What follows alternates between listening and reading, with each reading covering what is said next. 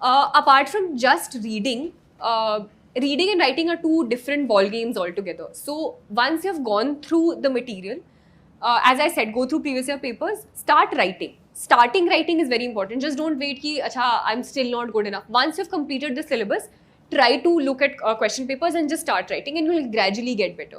How will you get better? You won't just get better by keeping on writing and not evaluating yourself. Evaluate yourself. If you're joining a test series, do that. Apart from the test series also, what you can do is, if you're in a group of similar minded people, you can peer review your answers. Thirdly, what you can do is you can go through toppers' answer sheets, and that I think is also quite important.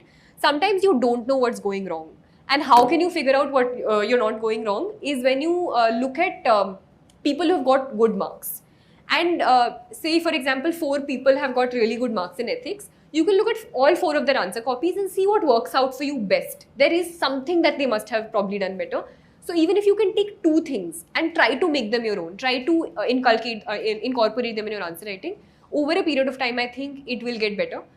Certain model answers you can also probably make. Often coaching institutes give those model answers. So all of that, I think a combination of everything works.